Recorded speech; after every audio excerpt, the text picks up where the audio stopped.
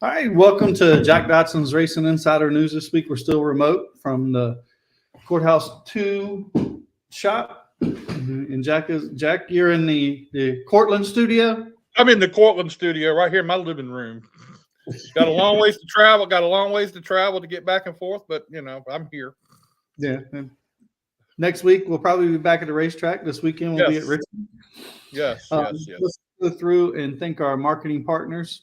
You got to thank Hunter Waltrip, Waltrip Pressure Washing Solutions. And he's always doing something. You see him pressure washing something everywhere, You got that right. Turn 2 Synthetics, your independent Amsoil dealer. So if you're at the racetrack and you need some Amsoil, go see Hunter. Hunter will hook you up. Still don't forget about the golf tournament for Dave. Help Dave out with his medical expenses. It's ongoing and never ending. So every little bit helps. Let's see. We got to thank GRIER for coming on board this year. GRIER and Associates with Mean Dean Automotive and Moyock. You know how you say it, Jack? Moyock? Yeah, that's how you say it. I'm not even going to try to say it. Because you make fun of me when I say it, so I ain't saying it. And we got to thank Jack Dodson'S Racing Insider News, presented by Gen X Motorsports. Really got to thank those guys, Wing and them guys, for coming on board this year. It's really a pleasure to have those guys. Well, now if we can get them off their butt and come to the show, that would be great.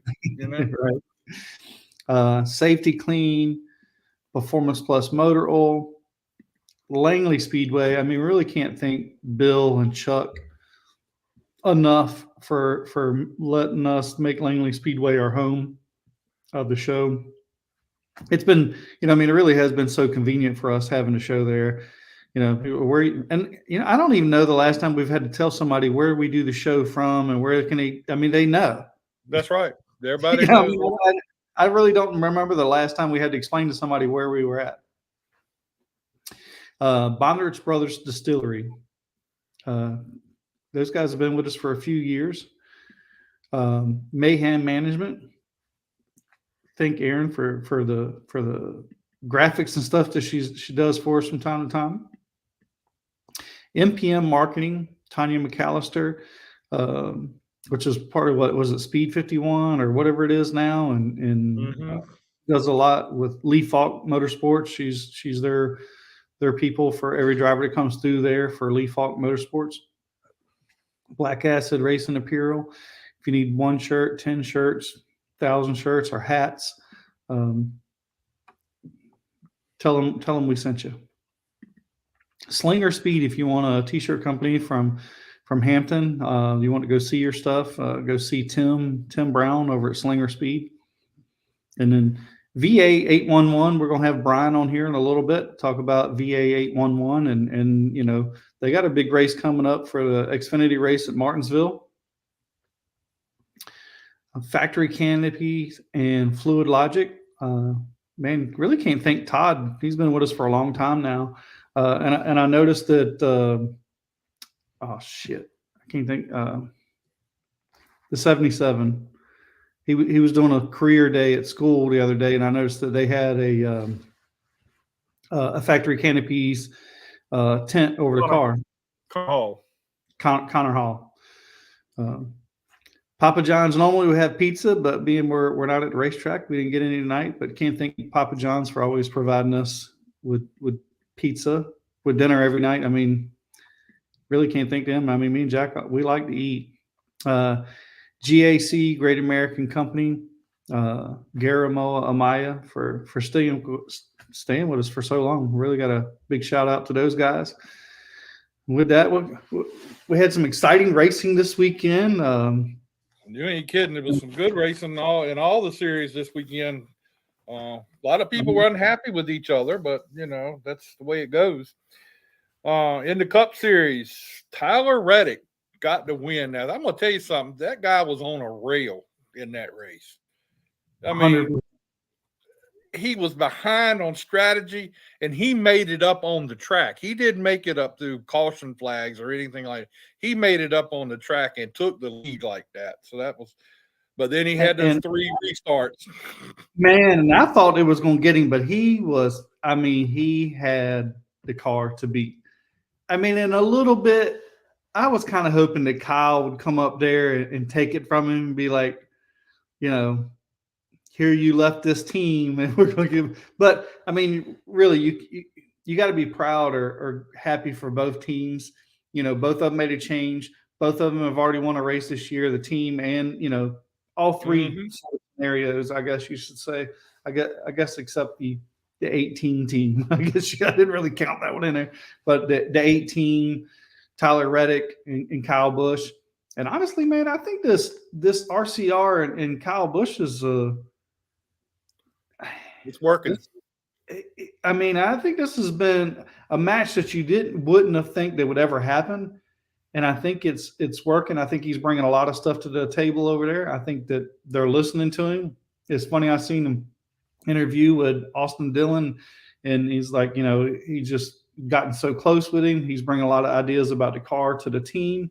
And compared to where he was running with Gibbs last year, and it feels to me and that Chevrolet's putting a lot of money in NASCAR right now. Toyota was, and I think Toyota sort of peaked out, and they're not spending the resources that they once were. Yep. But agree. It seems like GM is on that uptick and is really putting a lot of effort and money into NASCAR right now.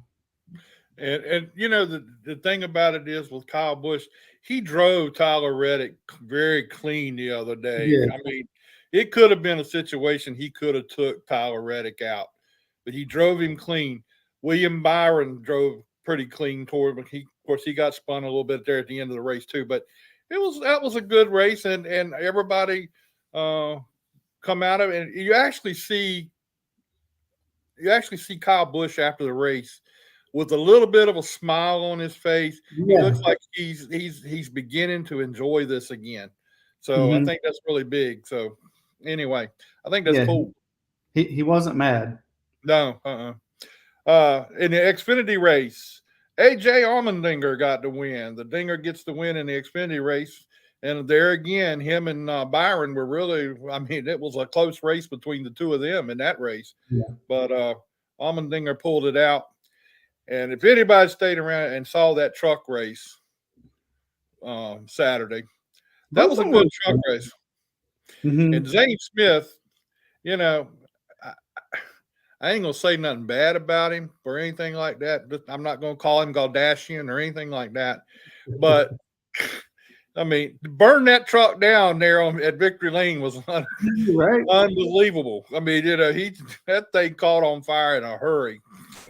That was pretty wild. Up at Caraway this past weekend, they had smart mods were at Caraway.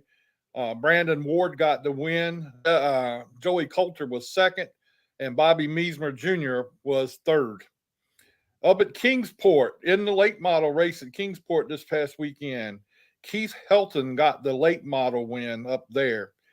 The ARCA series, the ARCA East series, was at Pensacola.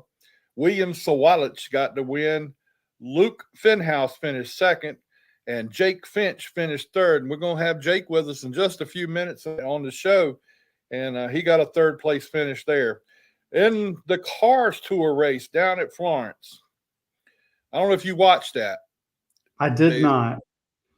I saw the end of it. I was watching I guess maybe it was a little longer than just the end of it.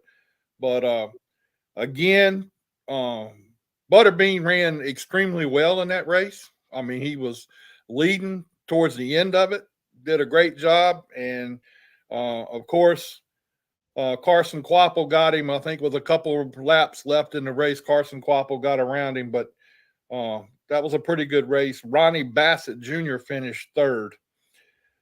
Up at Motor Mile Speedway, they had 2 late model races at Motor Mile. Mike Looney got the win in race number 1, followed by Kyle Dudley, Corey Dunn, and Cress Van Dyke finished 4th. Okay. Yeah, so he did get in the car. So that he can't say he didn't get in the car. That's right. Late model race number 2, Mike Looney got the win again. I think Dudley finished second in that one also. At Hickory, they had 2 late model races. Kate Brown got the win in the first race. Vincente Salah got the win in the second race. Now, that sounds like an interesting person we need to find out about.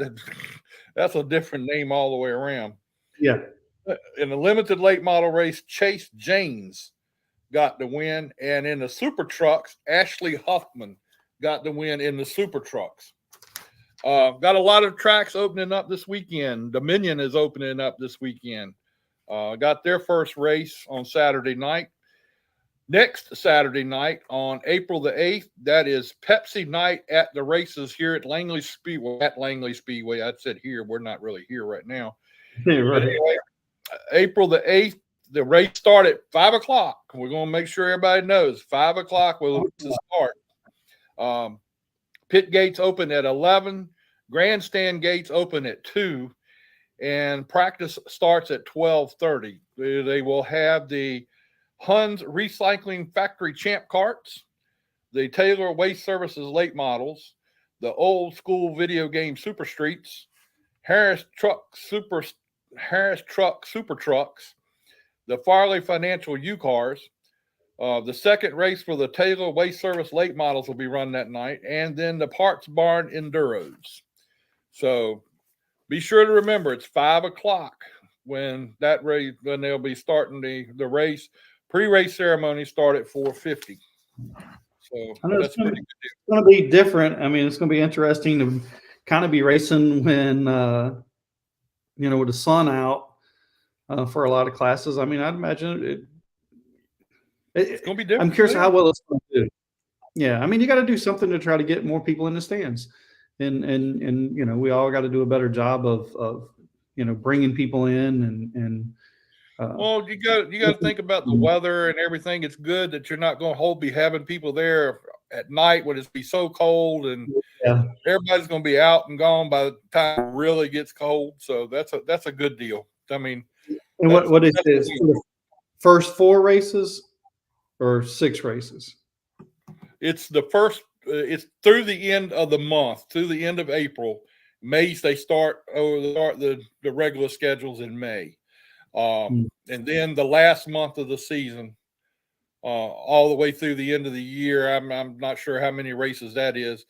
I think it starts like in October. They go back to the 5 o'clock again, but we'll keep everybody abreast of that as the time goes. Right. So but, anyway, the racing was pretty exciting. It's a double-edged sword because it was exciting, but there's a lot of controversy, which is good for the sport. But it was getting a little. I could see why they didn't throw the yellow for the stage ends, because we didn't need a couple more cautions with this long period of waiting, right? Yeah, and especially at at COTA, that would have been a long wait because it's 3 miles around. It's a long wait if you do that, and it's going to be at least 2 laps. Correct. So anyway, Well, you figure it's probably going to be 3 laps because you got to have lead lap cars, down lap cars is the second time by, and then you got to have 1 to go. So you're talking 3 laps.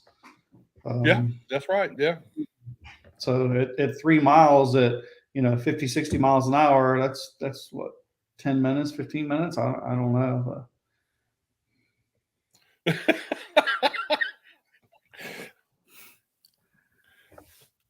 Becky. She's just making an observation I've heard before. So it's not. But it was good. Yeah, there you go. But it was good that in the race that you had a little bit of controversy towards the end of it. But that just makes it more interesting for everybody when the time comes. A little bit of going back and forth. And as we also know, another thing, tomorrow is the Hendrick Motorsports hearing on their appeal of their stuff that they've had, the penalties thrown against them. That's tomorrow. So that's going to be a big deal, too, to see how that turns out. So I'd like to know what people's opinion is on this. So for me, and I watched the interview with Chad Knaus, right? And you can tell that Chad is very careful on how he answers questions. When he was asked, when Bob asked him, did they modify it? He didn't say yes or no. He just said that we just made them fit the hood and tried to push it off on the manufacturer. I find that hard to believe. Could it be? Sure, it could be. But when you have 43 cars and only, 3 or 4 cars get popped. And they're all the parts are supposed to be coming from the same place. And how that can come about is kind of interesting, how that one thing. And we all know they're going to try to push what they can, but you and I both know that. And we know a bunch of people in that garage, and they all try to push the limit, right? That's their job. It has to come from the manufacturer. I know on the old days when they had the wing spoiler, that thing had a microchip in it, and everybody had those were given to the teams by NASCAR, and they had a tool that would check the code in it. And they know who it belonged to. So I would imagine, I don't know if these certain pieces will have it or every piece has it, but you can best believe that NASCAR has their hands around whatever. Oh yeah, and they know what's going on with that, and I'm sure they kind of figured it out, and I'm sure they went to the manufacturer and looked at it and said, "Hey, can this really happen? What did they do?" And we'll see what happens tomorrow. We'll see what happens tomorrow. I mean, it's going to be. You have that, and then you also have, and this is where Chad is being vague, right? I mean, he's pleading his case, but not really saying the whole truth. That he said we have some on the shelf that they deemed illegal. Well, he didn't say that we have some that came from straight from the manufacturer that they say are illegal. You have to read between the lines. So. True. Very true. That's very true. I'm sure Peyton has never messed with any parts on his car. Yeah, we don't want to get Peyton in trouble, so we're not going to ask him about parts on the cars and stuff like that. We're not going to do that. So, I think he's more mess with him. Let's go ahead and bring Peyton on here. How you doing, Peyton? All right, guys. How's it going tonight? Hey, good, how you doing, man? How's everything going your way? Man, if it's any better, I'd be you guys. So well, I ain't gonna have where we are, so we'll just go that. But look, man, you got a lot going on. You got a lot of cars you're helping out and stuff that you got going on. What is your schedule going to be like this year? You going to be just doing South Boston, or what's your plans? We've been kicking it around quite a bit right now. We've got some sponsorship with Peak Roofing to run Dominion, and so that's our plan, is to run up there a lot as well. But South Boston's home right here, so we'll be here some. My plan is to get to Langley a few times and get ready for the Hampton Heat. We didn't run that strong there last year, so I feel like we need to kind of put some extra emphasis on Langley this year to try to get our program a little bit better over there.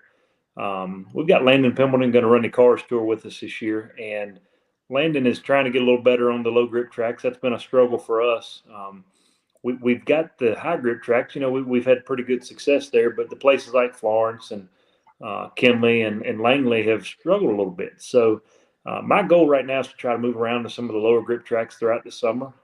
I'd kind of like to go do that Wilkesboro race, to be quite honest with you. That is a weeknight race that is should bring a lot of excitement, but a lot of people out as well. So, the last couple of years we've ran, 40 races between Dominion and South Boston and Triple Crown.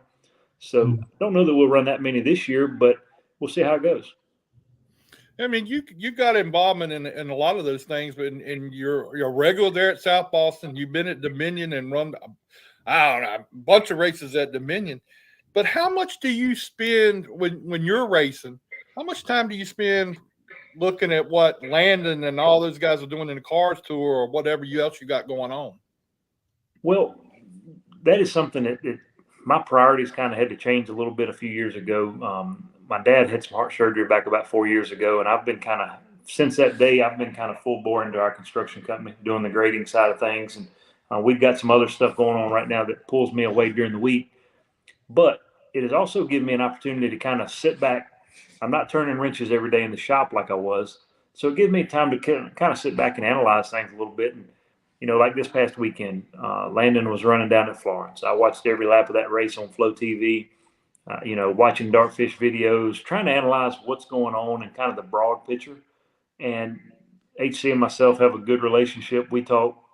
We work in the same building there, so we're in constant communication, trying to figure out what we can do to get our cars better. Because let's face it, right now, everybody expects Peyton to run good. That's just, that's with the experience level that I have with HC crew chief, and everybody expects it. When you go out there and have a bad night, they don't look at you and say, well, he can't drive or something like that. We need our younger drivers. We need our customers running right there with me week in and week out. Last weekend, Bruce Anderson was running South Boston. We were just racing hard door to door and banged wheels, and both of us crashed. Nobody wants to crash with your teammate, but when you crash running for the lead, at least you're doing something right.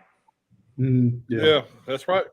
So, I mean, it's interesting to me that, with all the things that you're involved in and all the operation you got there, that, you're spread out quite a bit. Do you have guys that work specifically for you that go with Landon and help him, or how does that work out? Or does he have his own crew?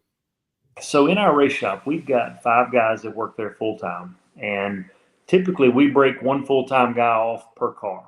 So Brian Frazier is Landon's crew chief. He goes with him to every race. Then we have some weekend guys that come in and drive the hauler and go with him. Landon's got some of his longtime guys that have been with him and it helped his dad when he was racing that go with him every week as well for their crew. Andrew Patterson is running out of our shop, and we provide him a crew chief, and 2 of the guys that work in our shop go with him on the weekend. And then we have some weekend guys. So, short track racing is tough financially to be able to find volunteer guys that want to go out and do it. But we've been very fortunate. We've been doing it long enough, and, we have to rely on our weekend warriors to come in and kind of carry the load. Is it somewhere down the line that you would like to maybe spend more time and try to run the cars tour or go somewhere and run something different? I know you ran some Xfinity stuff and everything like that, but does that cross your mind again to maybe do that one more time to see what? Jack, that's a good question. The racer in you always wants to race. You want to race at the most competitive level that you can. And I feel that the competition level here in Virginia right now is as tough as anywhere you go. But to answer your question, yes, I would love to go out and do some Cars Tour stuff. I'd love to run for the championship in the Cars Tour. My work schedule and what it costs to do that Cars Tour is a lot more than people think for.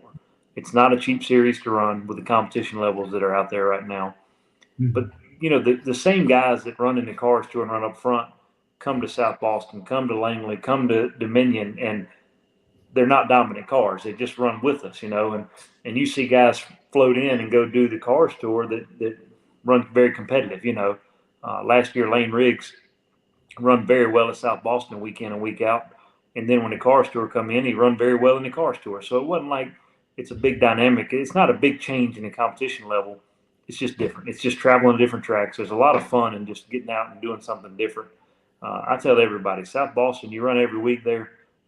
It's a home track, but yeah, it's like getting in a rut and just staying there all the time. So I would like to travel some. I'd like to do some more stuff.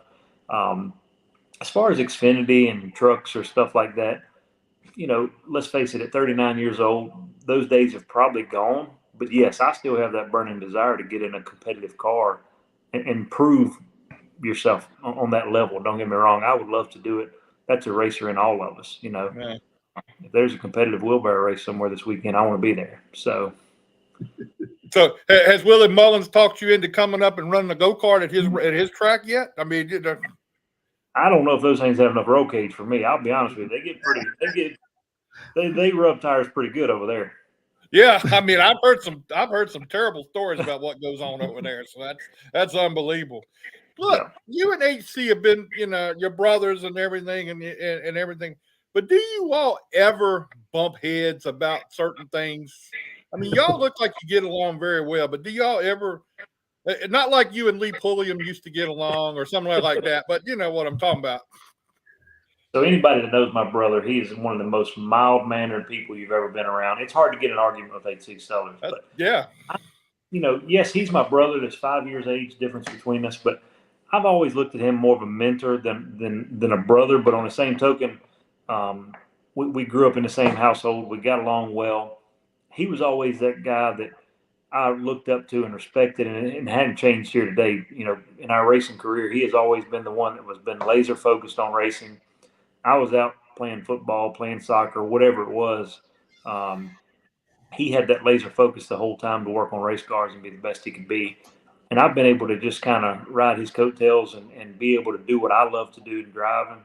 And you know, we just have a great relationship when it comes to that. Yeah, we have difference of opinions on different things from time to time, but at the end of the day, whatever HC tells you, I'm going to stand behind, and whatever I tell you, he'll stand behind. And that's just the bond and the relationship that we have. Yeah, I mean, the times that I've been around him a few times at the racetrack. He just doesn't look like he's the type that would be, you know, get riled up too much about something unless you really, really got him going. Uh-oh.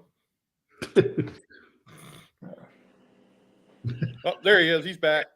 Yep. No, I said that I've seen him mad a few times, but I've always stayed away from him. Well, that's a good. He's a big guy. Yep. Well, Peyton, I appreciate you spending some time with us tonight, man. I know you got things going on. You got to get back home and be home with your family and everything, but appreciate you spending some time with us. Hopefully, I can get you on here from time to time again, and we'll talk, see how things are going. Man, I would love to be. Thank you guys for having me on, and I'm still here working in the shop tonight, trying to get some stuff done. And you know, this year is going to be a different dynamic for us. Me and my wife had our first child back the day before Thanksgiving, or the day after Thanksgiving, and to have a 4-month at home at 39 years old and still trying to race 40 times a year, and it's going to be a busy season for us. But I wouldn't want it any other way. Okay, well, don't let me catch you falling asleep in the car at South Boston somewhere while you're sitting there waiting. We already got him a go-kart. Working on it. But no, we're going to do anything we can. We're going to buy our ball gloves. We're going to buy our golf clubs, whatever we can do to keep her away from a race car. It's cheaper. Exactly. That ain't going to happen. You know it's in the blood now. Ain't going to happen. Exactly. Well, Peyton, we appreciate it, man. Thanks a lot, and we'll talk to you again real soon, okay? Anytime. Thank you, guys. Have a great night. Right, you too. Thank you. I mean, Peyton, obviously, you know, a great role model for the sport, right? Peyton is. And hey, 39 years old and just had a baby. Yeah, I just had his first kid. He's gonna have a rough time the next few, a little bit till he gets situated. It'll be interesting after the year's over of what his perspective is, and because I mean, it's a little late in for most people having a kid, but that's not. Well, it's not. I guess for today, it's not that unusual. No, but it's still pretty neat. I mean. Well, I don't know. How old is your daughter when she did? She just had one. Is he 2 now? Yeah, he just turned 2 last week. I mean, yeah, I'd have to go back and add it up. You're asking me a question, I have to go back and add up. And then if I say something wrong, I'll pay for it. Then that's the problem. So I ain't gonna do that. I'm gonna get myself in trouble. So anyway, hey, there's Davey Callahan. He was on here when Peyton was on. Understand that he's going to be carrying one of our stickers on his car this year up at Dominion. So, hey, 2 tenths, right? 2 tenths. But he's got championship road all over him. So anyway, well, look, I think we got another guest right there sitting there getting ready to go. He acts like he's always busy, and we don't ever see a lot of him. Listen, Brian's going to be presented by VA 811 and Lug Nuts of America.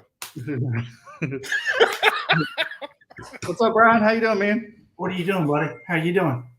hanging in Hey, there. look, man, we don't ever see you anymore. You just, you gotten too high and mighty for us. I don't think that's it. I just think everybody's been busy. It's been a long time since I've seen you and Scott. Scott's done grown a beard. Look at that. I know, right? Look at that. Wow. That's because he can't find nowhere to get the blades to shave it off with. That's probably what it is. And you got a Tesla too, don't you? Yeah. I broke down and got me one. I hear you. Well, you can't mess with people. How's things? Are you gonna be at Richmond Friday night? You working the modified race? I'll be working the modified race, and then we'll be there for. Hello.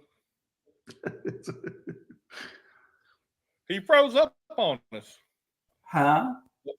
You froze up on us there for a second. The one thing we don't want to do is have you freeze up on us. Go ahead and talk now. So I was telling y'all that we sponsor Josh Williams in a number 92 Xfinity car. And we will have our colors on the car this weekend at Richmond for the Xfinity race, and Josh will be coming back. So we're really looking forward to that. Looking forward to a great race and being back in Richmond. Yeah, look, tell them don't park on the start finish line to get you some publicity. That don't work too good. What is that? If he has 811 on the car and he parks on the start finish line, you don't want that kind of publicity. Well, it's always publicity, but understand everything that he was going through his mind. I imagine I wasn't there, but glad to be able to be back home with Josh. And he's carried our colors at Daytona, also Vegas and Arizona, and now in Richmond, and then again in Martinsville. And you can't ask for a nicer guy. He really is. He is really down to earth. He does a lot of great things with charity, with children's charity, going and visiting many hospitals. Josh is really a down to earth guy. I'm really glad. Ain't this something? I've already ordered one of Josh's start and whatever and park shirts. Yeah. Did you get Jack 1-2? Remember the days of start and park? I should have. No, because I don't remember those days. So you go ahead on. That's because he's getting older. He doesn't remember those days. No. Right. All right, Brian, you got some news. I mean, y'all got some news you let out not too long ago about some stuff you got going on at Martinsville. So why don't you tell us a little bit about what that is all about?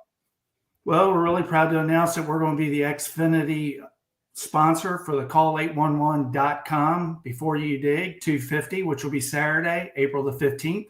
Looking forward to being able to be out there and hopefully have a great race like we did last year. This is our second year returning back to Martinsville, and looking forward to a great opportunity to get out there and be able to spread our message to make sure that everyone calls 811 before you dig.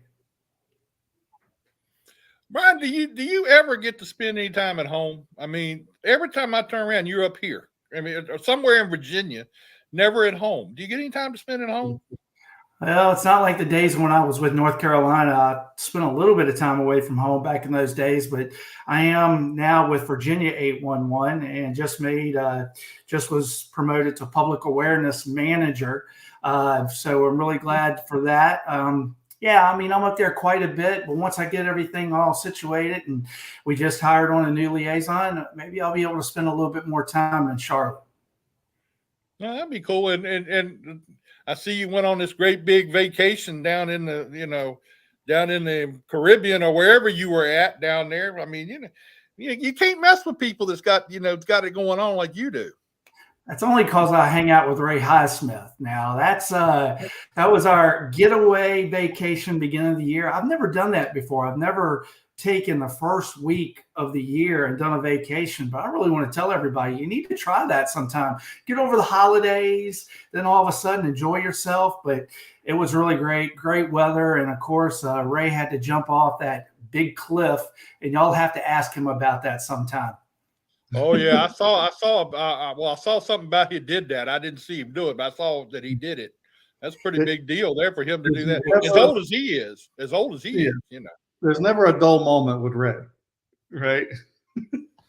Never a dull moment. Ray is always a bit of entertainment, if you know what I mean. But he did that jump the day that we left. Their flight got delayed.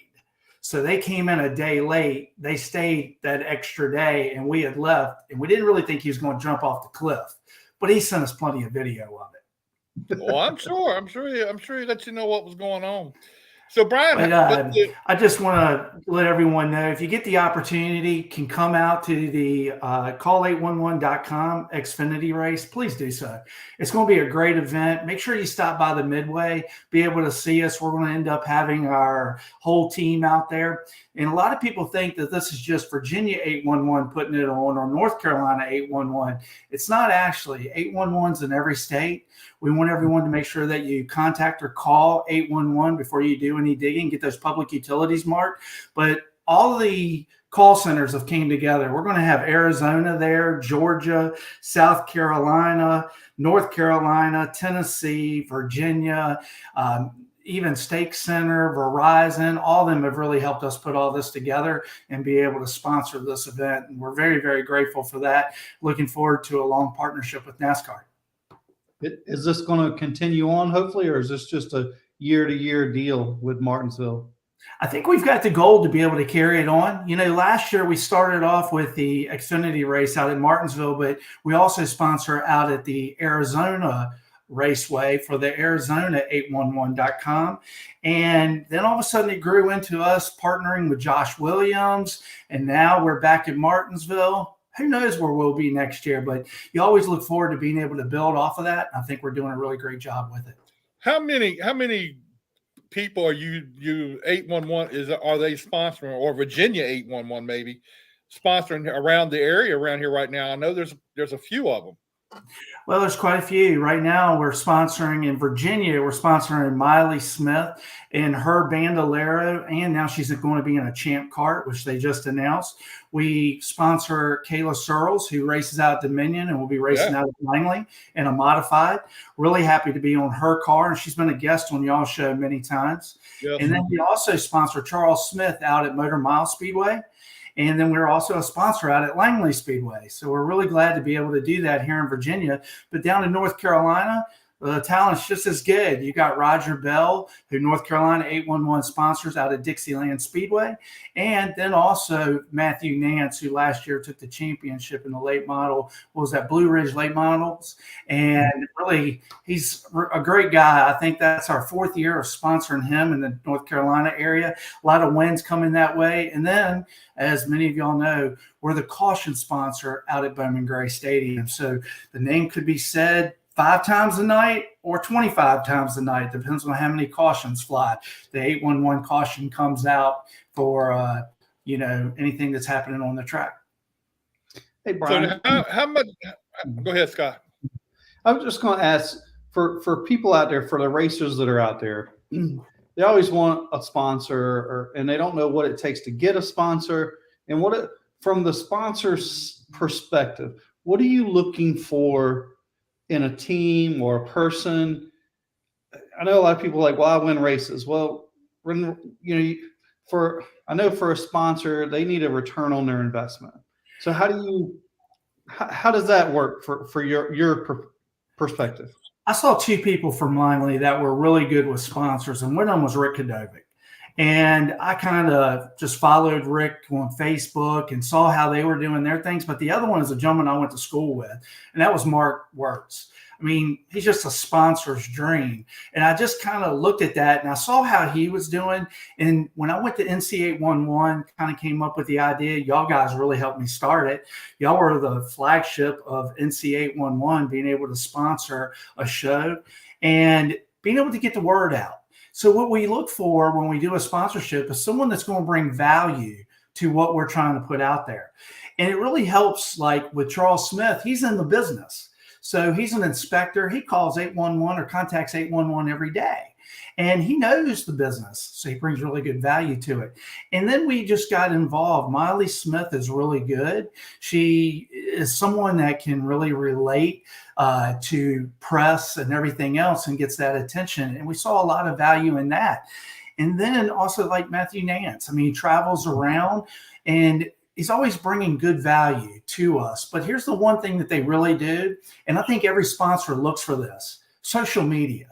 You being able to put that message out there, taking the time to get pictures out there and showing what you're doing, whether you're finishing a bad night, finishing last, or you had a really good night and you ended up finishing a top 5, or if you had a wonderful night and you won, you're always getting that message out there and people see that. And then when people start going to the tracks, they're like, oh yeah, I remember that. I saw that on social media. That's that such and such. Well, then when we went to Bowman Gray, we saw a lot of value in that because people were actually texting me and they were watching Flow Racing and they were like, 811 cautions back out, 811. That's what I want to hear because it shows me and it shows us as a company that we're getting a lot of value and a return off of the dollars that we're spending. Yeah. And you're right. Mark is the epitome, which he learned a lot. He gives a ton of credit, probably all of the credit or a lot of the credit to Rick Godovic on putting a package together and presenting that. But also, I think too, and Mark had touched on this on some of our conversations. I think last time we had one on the show that it's a full-time job, and it's just as important for the social media side of it to post things with your sponsors. Like Mark's always saying, like I think he had mentioned the last time, it's like, I'm setting my phone down and like, maybe I need to make one more post for today, and how he comes up with the content and he's well respected. Honestly, he'd be a great guy to sort of put on a little clinic for these young racers that are coming along to say, this is what I do and it works for me. And you're right. And I think that's what some of the younger racers need to see value in. It's good when you have somebody that can take the pictures for you, but when you're trying to take everything yourself or a family member's taking it, it doesn't matter who's doing it. You're getting it out there. And one thing that you really are doing is you're helping that sponsor. And then next thing you know, when it becomes budget time, you're really pushing to be able to make everything happen. Now, sometimes it doesn't always go like that, but it's really good to be able to have people out there that are pushing your brand. And I saw that with Mark, and with whether he was in the Coors car or whether he was Dunkin' Donuts or whoever it may be, it's just always showing value. And it's not always the biggest name on the car. Sometimes you got to give that guy with the smaller name on the car just as much attention. And I think they do a really great job of it. And then I happened to see what they were doing and want to be able to do the same thing for 811. Right. That small sponsor is just as important because you don't know what that small sponsor can turn into. And I can just equate to that to Miles. Here, I'm going to give him a plug. Miles of SEMA Scudder, that when we first started, we were $1,000 sponsor. We were much bigger than that at last year. So, and talking about getting a return on your investment, the first couple of years at Langley Speedway, there was about $148,000 of return business that came through that. So you can't, they get a return, they're willing to spend more. And you're exactly right. Well,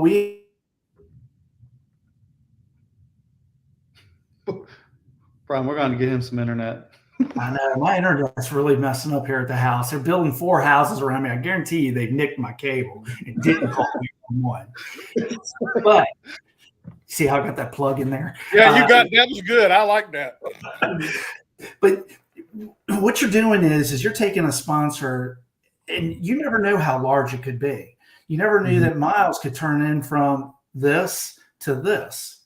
And you're always trying to give them that recognition. And that has really helped us out. And we created 3 years ago, Safe Digging Sports. What it was a way for us to be able to follow the sports that we sponsored. Because we sponsor baseball, we end up doing racing, soccer. We're trying to get our name out there. And this was a way for us to be able to find out how good we were actually doing, because everyone's got the Facebook page, everyone's got their web and everything, but we want to see what that return was, and we're seeing really great success with that. Tells us that we're really getting the message out there. Makes me feel pretty good, like when you, Jack, and many of the others text me, and they're like, hey, Dig Man, hey, calling me something. If I'm representing that, that's awesome. That's what it's all about.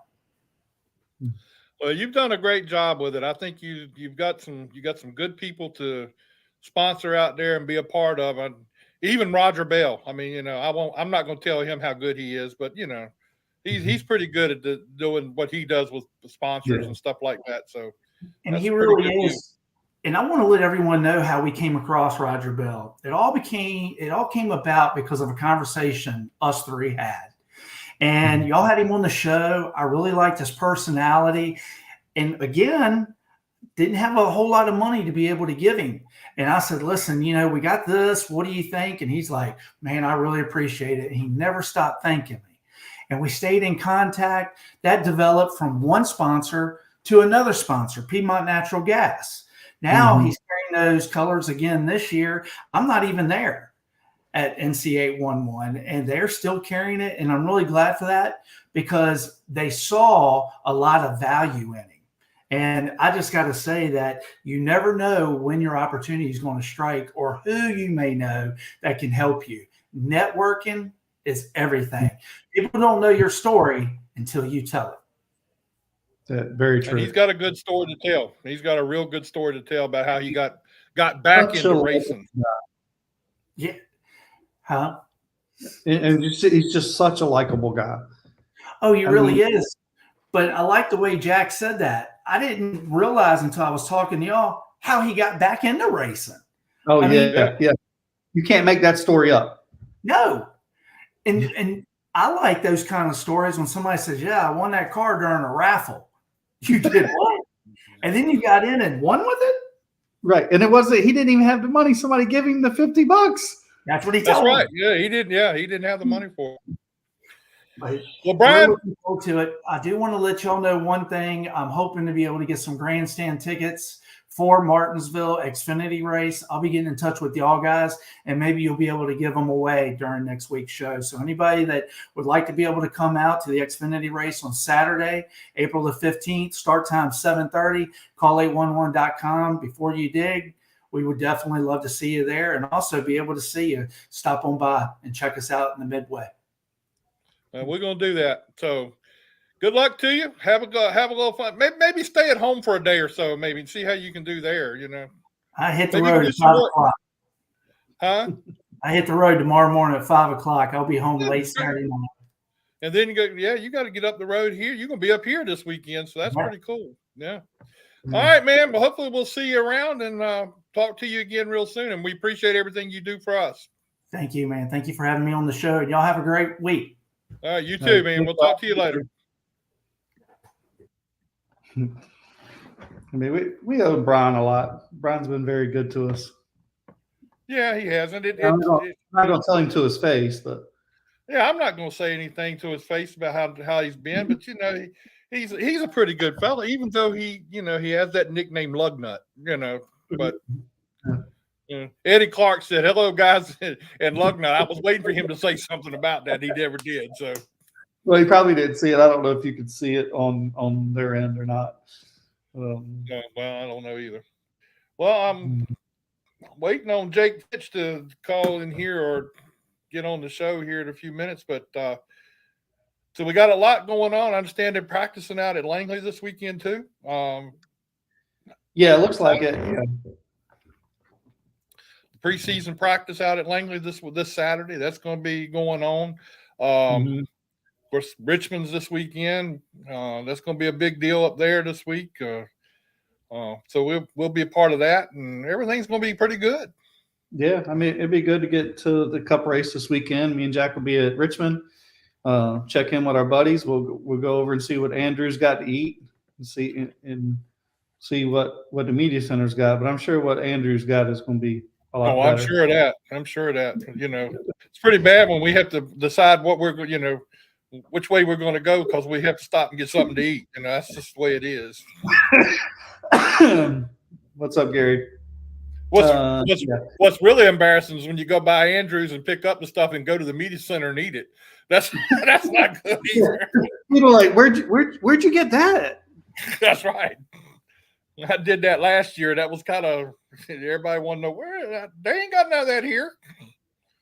Right. So anyway, and we gotta get what's his name? used to be at Ganassi. We got to get that chef on. He's the one. Who did he ask me? Did I know in the MLB? God, I forgot now who it was. He's hilarious. I'm drawing a blank on his name. Little short guy, but yeah, he's with Trackhouse. He's the chef for Trackhouse, and he's pretty funny. But he's a character, and we got to get him on at some point. Maybe we'll talk to him this weekend. I had said something to him a couple of times, and just never followed through with it. But that's good. You know, but you got some really cool guys that do the foods there. I mean, you know, Andrew and Robert Van Norman and all those. It's really cool. Robert. Yep. So it's pretty funny. So I seen the dude from Trackhouse post this weekend where he had Jesse James was at the racetrack this weekend, right? We said he got talking to him and didn't realize that. Remember, not Pawn Stars. What's? But we got Jake. But it was the guys, the Dave from Storage Wars or whatever was his godfather. Yeah. All right. It's a world. There's our buddy Jake Finch. Look at him. He forgot what time it was. All smiles. What's up, Jake? How you doing, man? let me turn his mic on. Oh, turn your mic on, Jake. Oh, he's got good internet too. There you go. Can you say something? No. We ain't getting no voice. Yeah, I mean, it changed on his thing and opened it like he unmuted it, but no. There we go. Can you get me? Yeah, we got you now. We got you. How's now. it going? How you doing, man? Good. Good to see you. Good to see you. You know what? What's funny to me, and I bring this up a lot, but what's funny to me is I remember the little Jake Finch, the little guy that used to hang around in the truck garage, around the truck and stuff. Yeah, that's the Jake Finch I remember. Now you're a big race car driver. Yeah. Those were the days back then. You know, I was really little, trying to learn as much as I could and take in what I could take in. And now it's really cool to be able to do it as well. Hey, look, you had a pretty good race this past weekend in Pensacola. Tell us a little bit about that. Yeah, it wasn't bad. You know, it's always fun to go down there and run the ARCA car down there and learn as much as I can in the big car. I had a good run down there in Pensacola 2 weeks before in the ASA race as well, but got taken out in somebody else's stuff, and that sucks. But you know, we've been having some good runs lately, and pretty confident here in my Phoenix racing team, and just been really excited about it, and super excited for Mobile as well. So what classes and what are you racing in other than ARCA? I know you're racing some other stuff too. Yeah, just super late model stuff, ARCA, probably going to test a little TA2 stuff here and there, road course wise. Don't know really other than that, but a lot of super and ARCA races, and try to run some big ARCA races. So we'd like to see you come up and race around here sometime. When are we going to get to see you up here?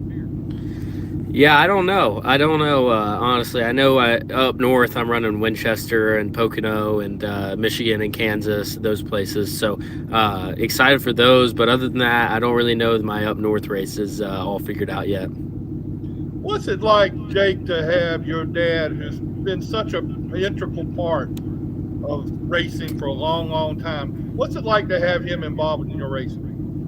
Yeah, it's pretty cool. You know, I've always heard the stories about Dad and all this stuff back in the day. And also, you know, I was really young when we had the team, and when he would really allow me to be around the team when I was little. You know, he tried to keep me away from racing as long as I could. But you know, when I was 7 or 8 years old, I kind of got involved and, you know, hung out with Nick Harrison a lot and those people at the shop, and really only remember the Spartansburg shop, obviously, because that's really when I was old enough. And yeah, it's super cool nowadays to see like his thought process, and you can kind of see him in the race shop, and you can see when he's thinking and what he's coming up with. It's kind of cool to see it all come to life. What what did you pull from the past when you were hanging around with Nick Harrison and those guys in Spartanburg? What did you pull from that you use today as far as what you go about, how you do your job? Yeah, a lot. Some things cannot be said, I would say, and then some things can, but back then and hanging out with those people and Fat Boy and Nick Harrison, a lot of those people, I just try to have as much fun at the racetrack as I can. I think one person that's been representing that as well, is Noah Gregson. Obviously, he has a lot of fun at the racetrack and also wins, and I think that's one thing that really represents Phoenix Racing is just, I feel like if you go around asking any of those big teams and stuff, I think like even Hendricks or some of those people that I've met that were back in the day, they always said that Dad and Phoenix always had the best time, so I think that's always cool to hear about and hear all the stories from back then, and obviously I hear some more now with Johnny Allen being my crew chief and him being the crew chief back in the day, and they'd have a lot of fun. There wasn't as many rules back then, so you could play a lot more pranks and all that stuff in the garage area, but it's pretty cool to hear it and try to bring that to modern day. And what we're doing here is just have fun and learn as much as I can and be as competitive as we can as well. Hey, Jake, you don't know half the stories I could tell you about some of the stuff that went on there too. Yeah, I hear you. Some I probably am not old enough to hear yet. Well, I don't know about that yet. Well, you're probably right about that. But I mean, you take a look at what your dad accomplished with that team at Phoenix Racing back in the day. I mean, look at all the guys and where they have gone now. That's unbelievable. Your dad and Nick had a big, they were part of bringing some real good people along and got them into big places. Yeah, he's done a lot in short track racing and NASCAR as well to bring a lot of good people into Phoenix Racing and bring a lot of good people in general and really good at connections and stuff like that. So I'm also very excited to see what the future holds in the future as well, to see what we can come up with and see hopefully how this career keeps going, obviously. How much does James spend in the shop with you guys, working with the car or being around you guys? How much does he spend there? I mean, he's got his own business he deals with. How much time does he spend with you guys? Yeah, he spends quite a bit. I'm in the shop every day with Johnny and Gus and Timothy as well. So he's in there quite a bit. He kind of stops by. He's really busy with a lot of stuff going on right now. And good thing our shop is kind of right next to the construction company, so that helps. But he'll come by, and him and Johnny will talk about different things and what they want to do and stuff like that. He's not really hands-on with working on the cars, obviously, but he's definitely the mastermind behind it. Yeah, he's got a ton of knowledge that you can benefit from along the way too. Yeah, I try to pick up on him on everything. A lot of people have their heroes in sports and things in general, but he's mine with everything and everyday life as well as racing. So and with that, especially some of his good friends are some of my heroes as well. So to see the people he surrounds himself with and how people respect him in the industry is also very awesome to see. For a guy who really didn't have major sponsorship, he had a very good team. Everything was there to make a good winning team. Yeah. I mean, I've heard all the stories and all the wins and trophies in the shop. It's awesome to see. Obviously with the sponsorship not always being there, but he's just a really smart guy and knows what it takes to get it done, and he just knows how to do it, knows the people to get it done, and has all the good people. You can have the best equipment and the best stuff, but if you don't have the people working on it and the people and the knowledge to get it done, it doesn't really matter. So he had a good combination of equipment and smart people to get it done on the weekends. Jake, it's got to be you're down in Florida doing your thing down there. Have you ever thought about coming to Charlotte and being around the racing in Charlotte to kind of expand your career? Yeah, I think that's an everyday thought, and not. I don't think it's much of a thought for Dad. He ran most of his Xfinity stuff down here in Panama for a while as well. But yeah, I feel like hopefully, you know, one day, obviously the dream here is to race on Sundays. So I kind of feel like I'm going to get there when I need to get there and see what the future holds. And hopefully if I do make it to racing on Sundays, I'll have something figured out by then. But I think the main thing in my agenda is finishing high school right now here in Panama City, and then learning as much as I can in the construction side of things is if the racing doesn't work out. You know, it's always a thing. If the racing doesn't work out, got to have a plan B, right? So try to learn as much as I can off my dad, like I said before, and kind of see what I need to do up there in Charlotte, and see whatever the future holds, and go from there. So what, does James make you work in the construction business a lot too?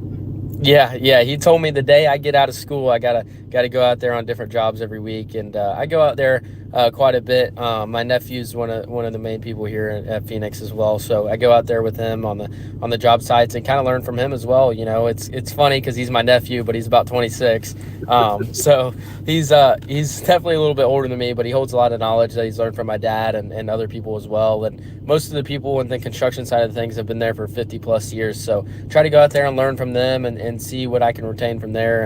And I also like the challenge of learning out there. So yeah, I'm gonna work out there in the shop, at the race shop, and the construction stuff this summer.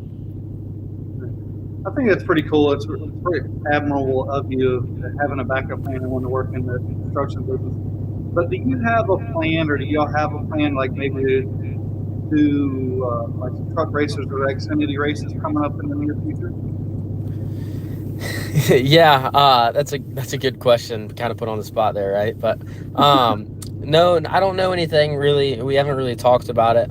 Generally, you know, I think we've talked about, you know, our future plans and the agenda moving forward, but really no teams or people set aside, you know, pinpointed to figure out what we've done, or no talking to teams or anything like that. But there is a plan to hopefully be running Xfinity in the next year or two. You know, no set plan. There's really no rush. You know, my dad always tries to say that. He says a lot of these kids, or my dad always says, this isn't in my opinion. You know, I don't really have much of an opinion. I don't know nothing, you know. So he always says, you know, some people try to rush it too much and end up hurting themselves. So we just need to make sure I'm ready when I do make that jump. You know, I haven't been racing big cars very long. I started a little late because I was big in baseball until I was about 10 years old, 10, 11, and then finally started being full-time. And I just started being full-time in racing later this year, or the beginning of this year. So still learning, still trying to be better every day, and hopefully end up in the Xfinity Series in a few years whenever I'm ready, and whenever my dad thinks I'm ready. If I do get ready, you know, we'll see. So I think that's very good advice. So he's the one that's going to kind of make that decision that all right, you're ready now. We're going to see what we can do, right? Yeah. I mean, obviously I'm eager to get up there, you know, watching all the races and stuff. So I'm ready right now, in my opinion, you know, but no, I'm probably not. So it's always up to my dad. You know, he's my biggest critic when it comes to every weekend. If I win the race, I still didn't do good enough. So he's a really hard on me, and he's my dad, but he's also my team owner and sponsor. So he's hard on me, and he's the man with the plan. Yeah.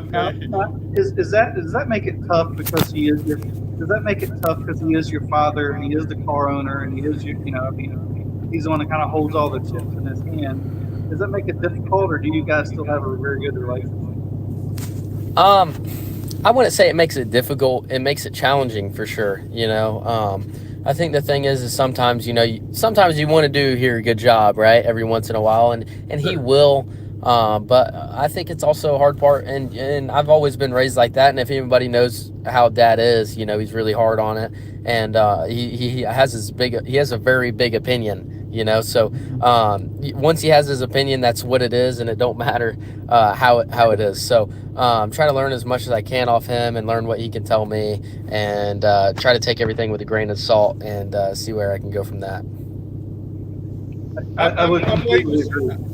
I'm waiting to see, Jake, you know, in a few years, how much you're going to be like him when you start racing in the Cup or up in the Xfinity Series. How much like him you're going to be. Yeah. Hopefully, if I end up driving for a big team or something like that, I'd probably have to dial it back a little bit, you know, because I get myself caught up sometimes, and that's a good question. You know, I'm a carbon copy of him. You know, we have the same name, same birthday, reversed years. I mean, it's pretty close on how we are. You know, so sometimes I get myself caught up on acting like him, and I got to realize, you know, my dad's, you know, older, and he's gained a lot of respect in racing and life in general, and sometimes, you know, being a 17-year-old kid, you know, when I act like him, sometimes it doesn't come off the right way, and sometimes I got to dial it back a little bit, and I'm learning on that aspect of it. You know, I got to gain respect before you can really, you know, not give a crap like he does. So he's still learning, still trying to dial it back, and you know, I think being a driver is a little bit different than team owner when it comes to acting in that way, and not saying my dad acts wrong. You know, my dad's my hero, and he's a great guy, but there's definitely different personalities to each other, but we're very similar as well. In other words, what you're saying is James Finch is James Finch, and that's the way it is, and that you know, and he's good for what he does. Exactly. You know, he's earned his right to act however he wants, you know, so that's up to him, and once I start winning races and start, you know, if I ever, you know, I always say if I'm the half the person he is, I'm happy with how my life went, you know. So he's my hero, he's the man, and however I can learn as much as I can off him and be half the man he is, I think I'll be okay. Well, Jake, I appreciate you being with us tonight, man. Thanks for spending some time with us. I'm gonna keep up with you. We're gonna, when things get going good this year, we're gonna give you a call back and get you back on here. Yeah, I appreciate it. Hopefully we can keep the momentum up. We've been doing all right so far, so hopefully we can gain a little bit of luck and be all right. I'm sorry I got the time messed up. You know, I'm on the way to the sauna, so I'm in the truck right now. So I didn't want to be too rude, but I just wanted to let you know I apologize for that as well. I'm usually more professional than this. Okay, well, I'm sorry we had to mess your sauna up. I mean, that's, you know, that's No, it's fine. You know, my dad always says that, you know, Ricky Rudd and all them used to drive around in July with the heater on, and you need to get better with that stuff. So I'm trying to just do what he says, you know, do what the sponsor says, make him happy. That's right. That's a good idea. All right, Jake, we appreciate it, man. Thanks a lot, and we'll talk to you again real soon, okay? Yes, sir. I appreciate y'all. See ya. All right, man. Talk to you later. See you, man. Thank you. Man, I mean, the maturity from last time we talked to him to now is big, and I gained a lot of respect for him, the way he respects his dad and knows that he needs to learn from him. But let's face it, James Finch is definitely a character, right? But he's a very successful businessman, very, very successful, very, very successful. And you can learn a lot from a guy like James Finch. And you know, I just see that kid that I remember seeing him at Daytona and Atlanta when I was down there when I was part of that, and seeing him running around. I would have never thought in my wildest imagination this is where he'd be right now. I mean, I wouldn't have. It just amazes me. Was that when the other girls were in the trailer, Jack? I'd have to ask Sherry if she remembers that part of it, because she was there when that happened. But Jake wasn't there then. Jake wasn't there when that happened. No. Sherry's giving me a dirty look now. that was an experience. Yeah. Anyway. All right, well, that's our show for tonight, man. We appreciate Brian Morehouse being with us and telling us a lot about the 811 and what he's got going on. Peyton Sellers being with us tonight. Thanks to Peyton. It's really good to hear from him and see what all he's going. He's got a lot going on with him, with different teams and everything. He's helping with in late models. And Jake Finch grown up a little bit now, so we'll see him before too much longer. And I think we should note that I think most people probably know who James Finch. Jake Finch, his dad is James Finch, which owned the One Cup car for many years. And was the Xfinity car one too? Well, it started out 51. Okay, right. That's right. And then it went to one, and the Cup car was started out as 1, and it went to 09, and then it went back to 1, and But then it went to 51 too, didn't it? yeah, it had 51 for a little while too. Yeah. Yeah, So- which won Brad Kalowski's first race. Did they win a race with Kurt? Yes, they won Daytona with Kurt. They won a Xfinity race with Daytona with Kurt. I mean, Matter of fact, Kurt owes him a lot. yeah, because he revamped his whole career. I mean, Yeah, I mean, if it James wasn't for gave James, him he didn't have a ride. He was no done. James gave him a ride when nobody else would even talk about it. I mean, there was nobody else, and James Finch gave him a ride, and it was kind of hit and miss there with that. There was a little few issues going back and forth there, but got to think about it. Kurt Busch's whole career turned around when James Finch got him over there and got him racing, and that led to other things for him. So that's really, really good. Yeah, but you were talking about wins. James Finch, he had a few Xfinity wins. His first Cup win was with Brad Keselowski at Talladega. Where he got everybody knows the story about that one. So later that same year, Mike Bliss won the Xfinity race at Charlotte. So I mean, they've been successful. James Finch knows how to be successful in the racing business. There's no doubt about it. Yeah, it's about people. Yeah, and he and like you said, you're right. It's about people. Look at the people that have passed through James Finch's organization, and I'm stuck on it because I was around it. I mean, I saw it. But you got Nick Harrison, the late Nick Harrison. He went all the way up to become a winning crew chief at RCR and went over to college, and I mean he was big. Andrew Dixon is now the engineer for Kyle Busch at RCR. And then that's huge. Then we have Tristan Smith, who is the engineer over at JTG Daugherty. Right. These guys came along through that one Daytona. Yeah, I mean they're all there. I mean these are the guys that were at Spartanburg and moved on, and their careers. Yeah, no, that's just a few. There's quite a few more people, and then the drivers themselves. How many drivers that went through his team is quite a few too. Yes, Matt. Jeff Purvis did win. He won a couple of races for James Finch. I think won the first Xfinity race for him too, right? Yeah, and Jeff Purvis and James Finch are real big friends. I mean, they matter of fact, James Finch had tried to get him to come back 2 or 3 times and race more, and he didn't do it. But Jeff Purvis was one of those guys that came along a long time ago. I don't know where Jeff is now. I don't either. That would be interesting to find out.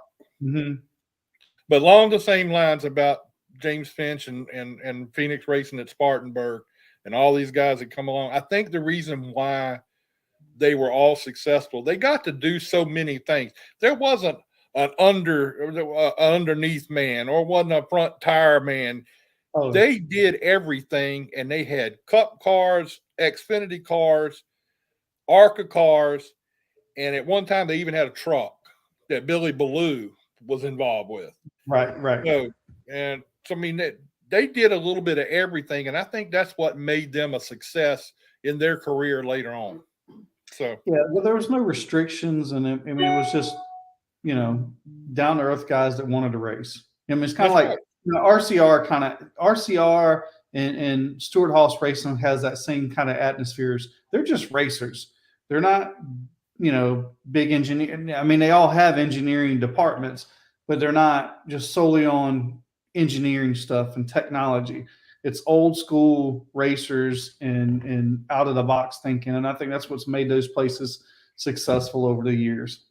And, James Finch's group, they got a lot of bum rap. Let's just put it that way for a long time, because everybody thought they were just out having fun, and they were having fun.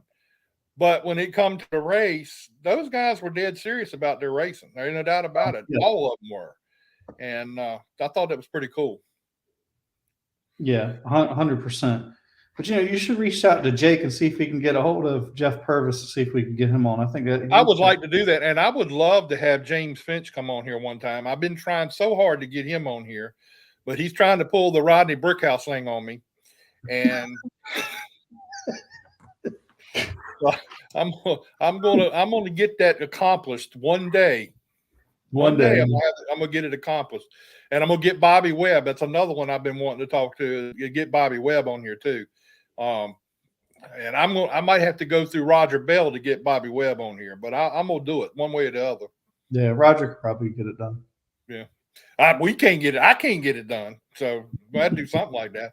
It's a daggone shame. I can contact somebody in NASCAR and not have a problem, but I try to catch one of these local guys, and they don't want to. They just want to give me a hard time. Yeah, living right here, can't get them. No, that's the way it is. Yeah. But anyway, that's our show for tonight. Please like and share our show. And hopefully we'll have some new people next week. I'm gonna try to get that coordinated with have some Langley people next week as we get ready for the opening at Langley. I think it'll be good. Gary asked, did Neil Bonnet schedule to drive his car right before his death? Neil Bonnet was driving James Finch's car when he died. Oh, really? Oh, no, I didn't know that. Yes. Yeah. I think he was getting ready to sign it. He was supposed to be getting ready to do a deal with Childress. RCR. Yeah. Right. But the thing is, it was all hooked up. That whole group was hooked up somehow or other, but he was in James Finch's car at Daytona when he crashed and died at Daytona. Did not remember that part of it. Yeah, I remember it well. And matter of fact, back in the shop in Spartanburg, there was a lot of Neil Bonnet stuff from that time when that went on. And a lot of people had thought that James Finch would get out of the sport after that. And he didn't. So that was, that's a pretty big deal. But yeah, he was in one of James Finch's car then. So anyway, and hopefully we'll see you all again next week. Thanks for tuning in. We'll see you next week.